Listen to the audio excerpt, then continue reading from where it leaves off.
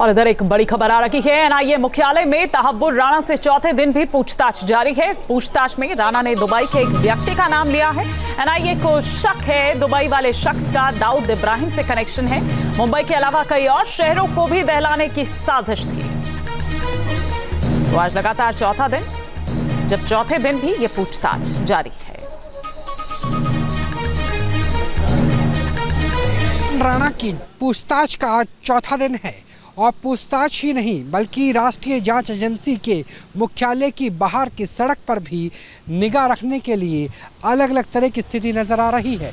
और नए सीसीटीवी कैमरे अब से कुछ ही देर पहले इंस्टॉल किए गए हैं। आप देख सकते हैं कि दिल्ली पुलिस ने अब से कुछ ही देर पहले यहाँ पर थोड़ी देर पहले चढ़ कर के सीसीटीवी कैमरे लगाए हैं ताकि बाहर नज़र रखी जा सके।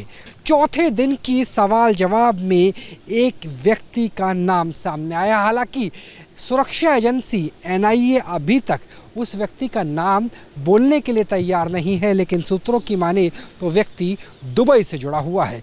वो व्यक्ति करीबी हो सकता है डी कंपनी का, वो डी कंपनी का एम्प्लॉय हो सकता है और दाऊद इब्राहिम का करीबी हो सकता है। तो क्या दाऊद की तहव्वुर हुसैन राणा और डेविड कोल्डमैन हेडली से 2005 में बात हुई थी? और क्या दाऊद इब्राहिम भी उस मास्टरमाइंड के साथ सीधे संपर्क में था जिसकी वजह से मुंबई दहला था? और क्या 2005 में ही शुरू हो गई थी मुंबई को दहलाने की पटकथा? सूत्र तो एनआईए के यहाँ तक बता रहे हैं कि केवल मुंबई ही नहीं बल्कि डी कंपनी से जो स्लीपर सेल का पूरा नेटवर्क तहव्वुर हुसैन राणा को मिला था, उस नेटवर्क के जरिए मुंबई के अलावा आगरा, मेरठ, दिल्ली, अहमदाबाद और कोची जैसे कई शहर सीधे निशाने पर थे और मुंबई के बाद कई जगह और हमला करने का, आतंकी साजिश करने का प्लान रचा गया था। और इसमें तहव्वुर हुसैन राणा और डेविड कोल्डमैन हेडली के अलावा, आईएसआई के अलावा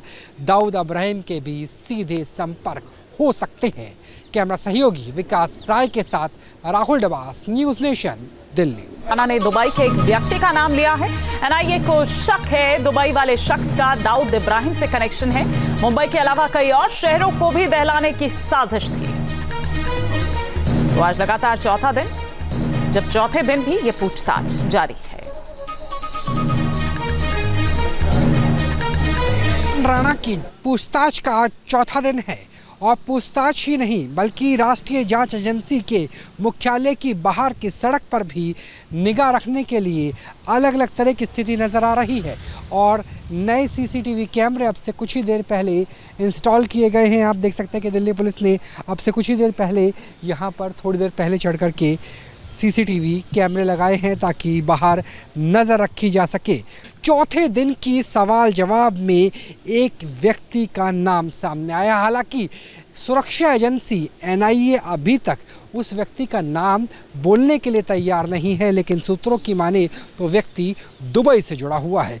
वो व्यक्ति करीबी हो सकता है डी कंपनी का, वो डी कंपनी का एम्प्लॉय हो सकता है और दाऊद इब्राहिम का करीबी हो सकता है। तो क्या दाऊद की तहव्वुर हुसैन राणा और डेविड कोल्डमैन हेडली से 2005 में बात हुई थी? और क्या दाऊद इब्राहिम भी उस मास्टरमाइंड के साथ सीधे संपर्क में था जिसकी वजह से मुंबई दहला था? और क्या 2005 में ही शुरू हो गई थी मुंबई को दहलाने की पटकथा? सूत्र तो एनआईए के यहाँ तक बता रहे हैं कि केवल मुंबई ही नहीं बल्कि डी कंपनी से जो स्लीपर सेल का पूरा नेटवर्क तहव्वुर हुसैन राणा को मिला था, उस नेटवर्क के जरिए मुंबई के अलावा आगरा, मेरठ, दिल्ली, अहमदाबाद और कोची जैसे कई शहर सीधे निशाने पर थे और मुंबई के बाद कई जगह और हमला करने का, आतंकी साजिश करने का प्लान रचा गया था। और इसमें तहव्वुर हुसैन राणा और डेविड कोल्डमैन हेडली के अलावा, आईएसआई के अलावा